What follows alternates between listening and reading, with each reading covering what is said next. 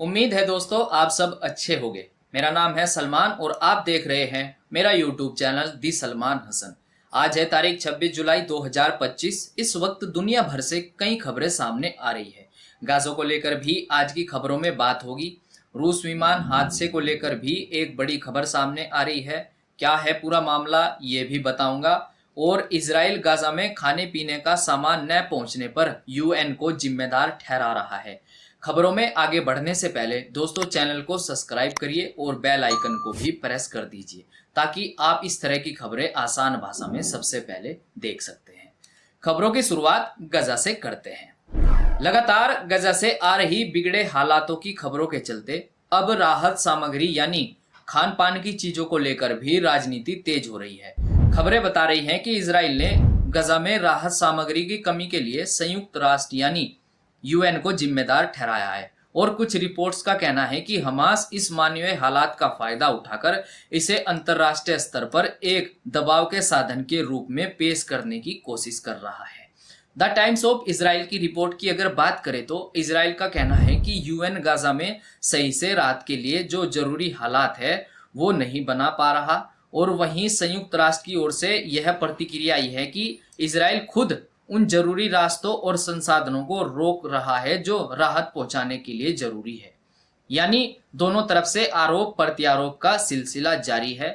Israel मानता है कि यूएन अपना काम सही से नहीं कर रहा और यूएन का कहना है कि इजराइल की नीतियां ही सबसे बड़ी बाधा है। लेकिन सवाल यह है कि अगर इजराइल कह रहा है कि मदद होनी चाहिए तो उसे किसने रोका है? वह खुद क्यों नहीं गाजा में राहत सामग्री भेजता है? यह मामला अब मानवीय से ज्यादा राजनीतिक बहस का रूप लेता दिख रहा है। खबरें ये बता रही हैं कि सैकड़ों टन राहत सामग्री सीमा पर रुकी हुई है और उसे अंदर जाने नहीं दिया जा रहा है। देखना होगा कि ये सामग्री अब गाजा के लोगों तक पहुंचती है या नहीं। अब बात करते हैं रूस विमान हादसे की।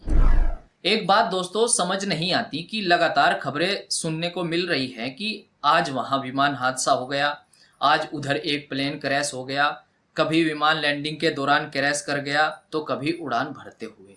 ऐसी ही एक खबर रूस में हुए एक विमान हादसे को लेकर सामने आ रही है जिसमें कहा जा रहा है कि रूस के सुदूर पूर्वी इलाके में एक बड़ा विमान हादसा हुआ है। इस हादसे में 50 लोगों की जान जाने की आशंका जताई गई है।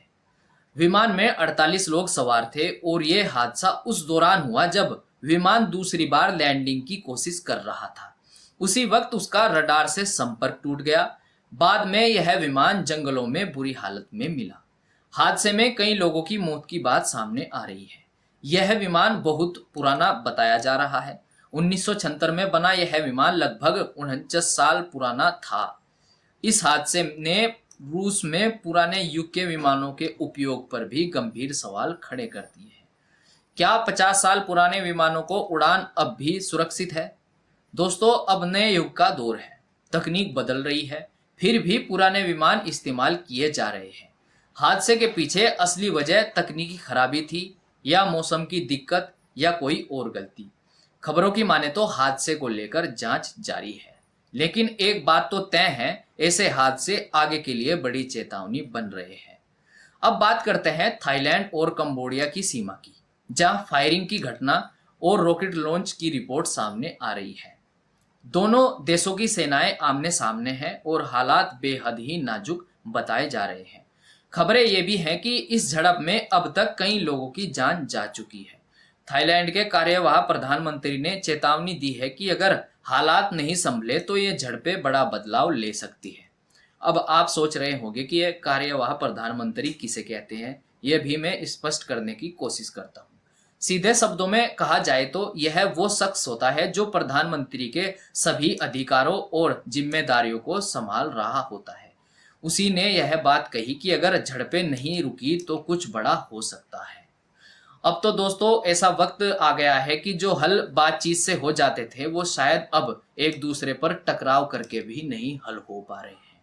लेकिन हम इस तरह की हर खबर को आसान भाषा में आपके लिए लाते रहेंगे। खबरें देखने के लिए चैनल को सब्सक्राइब जरूर करें। मिलते हैं दोस्तों नई खबरों के साथ, तब तक के लिए मुझे दीजिएगा इजाजत।